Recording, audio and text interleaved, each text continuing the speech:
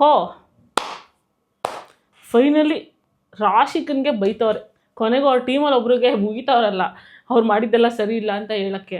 ಕೇಳಿಸಿ ತಾನೇ ಕೈ ಎತ್ತಿದ್ ನೀವು. ಹಾ ಇದು ಕೇಳಿ ಸರ್, ಇದು ಕೇಳಿ. Rakshita is fake. ವಾರ ಇಡೀ ಹಿಂಗೆ ಮಾತಾಡೋಳು ಇವತ್ತು ಸುದೀಪ್ ಸರ್ ಮುಂದೆನೆ ಹಿಂಗ್ ಮಾತಾಡ್ತಾವಳೆ. ಬಿಡ್ತಾರ ಅವರು? ಚಾನ್ಸೇ ಇಲ್ಲ. ಇವತ್ತು ಹಾಕೊಂಡು ರುಬ್ಬಿ ಸರ್ ಅವಳಿಗೆ ಅನ್ಸುತ್ತೆ. ಸೊ ಸರಿ ಇರೋದಕ್ಕೆ ಏನ್ ಮಾಡ್ಬೇಕು? ಅಲ್ಲ ಮೇಡಮ್ ಹೇಳ್ದಂಗೆ ನಾನು ಕರೆಕ್ಟ್. ನೀವೇನ್ ಹೇಳಿದ್ರ? ಹಾ ಇದು ಅಚಾನಕ್ ಸುದಿ ವಿಷಯಕ್ಕೆ ಹೆಂಗೋಯ್ತು?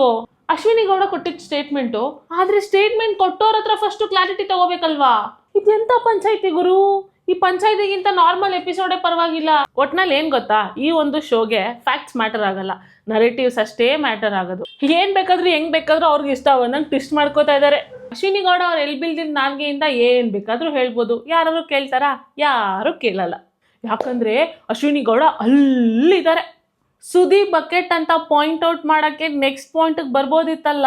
ಈಗ ಅಶ್ವಿನಿ ಗೌಡ ಕೊಟ್ಟಿದ್ದ ಸ್ಟೇಟ್ಮೆಂಟ್ ಎಲ್ಲೋಯ್ತು? ಒಟ್ನಲ್ಲಿ Sudeep sir, big boss team Ashwini ಕೈಗೆ ಟ್ರೋಫಿ ಕೊಟ್ಟು ಕಳ್ಸೋಕ್ಕೆ ಆಲ್ರೆಡಿ ನಿರ್ಧಾರ ಮಾಡಿಬಿಟ್ಟಿದ್ದಾರೆ. ಇದ್ರ ಮಧ್ಯದಲ್ಲಿ ಪಂಚಾಯತಿನೂ ನಡೆಸಬೇಕು, ಪಾಪ ದಿನ ಪ್ರೋಗ್ರಾಮು ನಡೆಸಬೇಕು. ಸುಮ್ಮನೆ ನಾಮಕಾವಸ್ಥೆಗೆಲ್ಲನೂ ಮಾಡ್ತಾ ಇದ್ದಾರೆ. ಇಷ್ಟೇನಾ? ಮುಗ್ದೋಯ್ತಾ ಪಂಚಾಯತಿ? ಅಂದರೆ ಸುದಿ ಅಶ್ವಿನಿಗೆ ಸಿಗ್ನಲ್ ಮಾಡಿ ರಾಶಿಕನ್ನೇ ಸ್ಟೂಡೆಂಟ್ ಆಫ್ ದ ವೀಕ್ ಮಾಡೋಣ ಅದ್ರ ಬಗ್ಗೆ ಮಾತಾಡಿಲ್ಲ. ರಕ್ಷಿತಾಗೆ ಅವಮಾನ ಮಾಡ್ತಾ ಇದ್ರು, ಇಲ್ಲದೆ ಇರೋ ಸ್ಟೇಟ್ಮೆಂಟ್ ಕೊಡ್ತಾ ಇದ್ರು, ಅದ್ರ ಬಗ್ಗೆ ಒಂದು ಕ್ಲಾರಿಟಿ ಇಲ್ಲ. ಹೆಸರಿಗೆ ಮಾತ್ರ ನಾನು ಎಲ್ಲ ಕಂಟೆಸ್ಟೆಂಟ್ ಪರ ಸ್ಟ್ಯಾಂಡ್ ತಗೋತೀನಿ. ಈ ರಾಶಿಕನ್ಗೆ ರಿಷಿಗೆ ಹೇಳಿದ್ನೇ ಒಂದು 10% ಅಶ್ವಿನಿ ಗೌಡ ಹೇಳ್ತಾ ಇಲ್ವಲ್ಲ ಗುರು.